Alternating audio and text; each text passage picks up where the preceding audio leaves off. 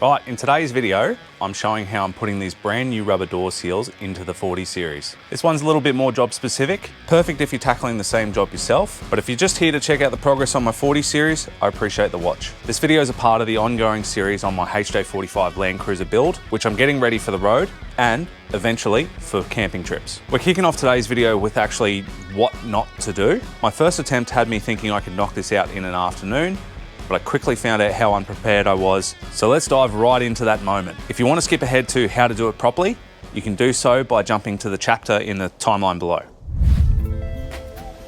All right, something I'm going to do before I wrap up today is put the door seal on, which I didn't get a chance to do last weekend. So before I park the car up and leave it out in the elements after today, I want to get that on.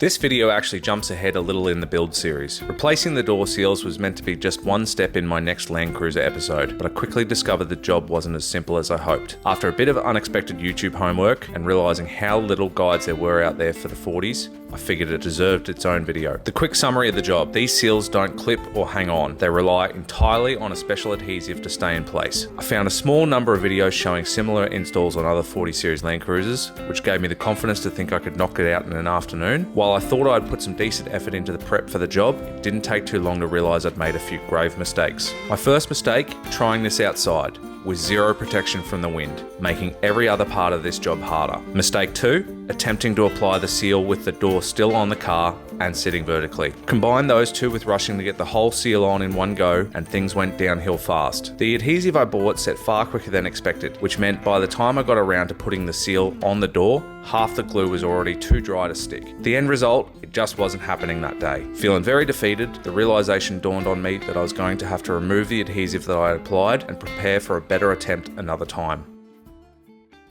I'm trying this again because last week was catastrophic in trying to get this door seal on. What I've done today, I've taken the door off to make it a lot easier to apply this. I've got it out of the wind. What I'm also going to try and do is apply this sealant one bit at a time, because what I was finding was it was drying far too quick. I've also got some neat little paddles to apply the sealant so I can get a good contact on both the door as well as the actual rubber seal. I've got the same Weatherstrip stuff again. I was hoping to buy something different because I wasn't particularly stoked on this one, but it seems to be the only one available in Australia, which is fun. So as I put the door seals on, I've also got some little clamps. So I'm gonna try and clamp them down and make sure they stay in place as I'm putting it down and letting it dry for the appropriate amount of time. The plan this time was to apply the adhesive one edge at a time, clamping it in place as it dried. First though, I had to strip off the old adhesive from my last attempt and clean everything up for a fresh start. Previously, I'd tried coating every surface before fitting the door seal, hoping it would stick and just stay put.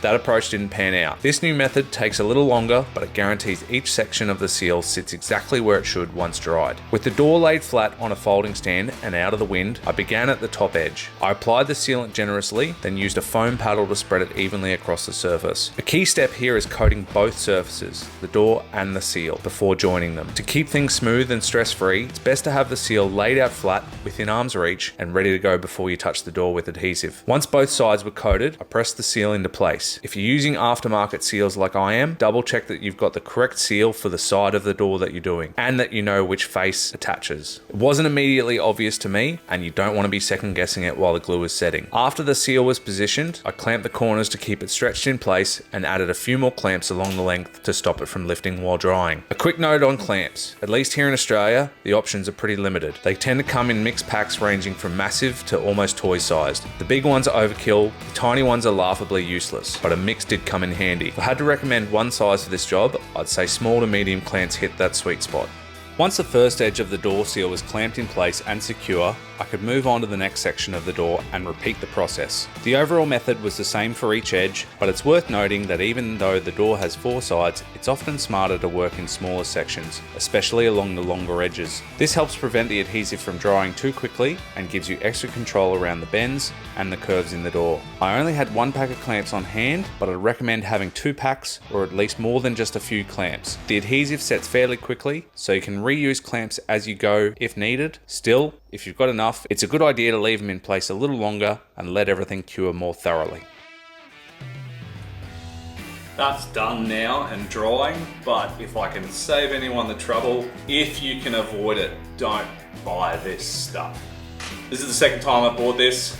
First time I thought it was pretty rubbish. Second time pretty much concluded my thoughts. But there really doesn't appear to be anything else out there available to do this kind of job. There's 3M Weather Seal or Weatherstrip adhesive. But from what I can tell, it only seems to be available in the US. We don't seem to have any listings for it here. eBay, Burson, Supercheap, Repco, anywhere I can't see that stocks that at the moment. But if you can find some, grab that. I haven't used it, but I'm told it's a lot better. This stuff, they don't give you nearly enough to get the job done. It dries way too quick.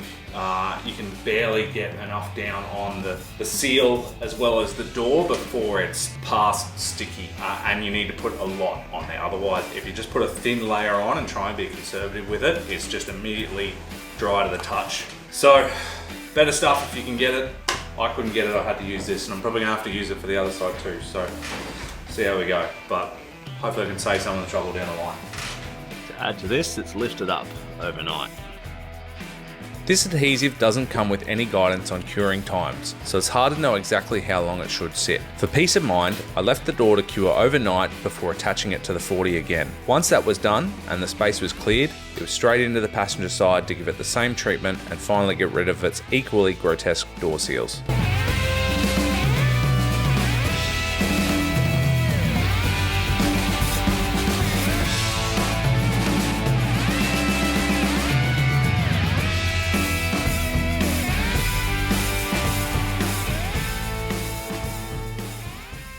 All right, I'm wrapping that video up here. I'm hoping it's been helpful to anyone that's tackling a similar or the same job.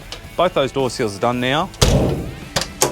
Driver and passenger, I still need to do a door card. If this video is helpful for you, I really appreciate it if you gave it a like. If you're following along with a lot of other content that I'm doing, consider giving a subscribe to the channel. Really helps me out a lot as I'm trying to build it up. And certainly really appreciated anyone that puts comments and, you know, lets me know what you want to see, what you've enjoyed seeing, all that kind of stuff. So be another video coming out very soon. That is all the build progress outside of this job, but I really wanted to just show this one on its own. That's it for me today, but I'll have a lot more for you guys shortly. So thanks for watching. Cheers.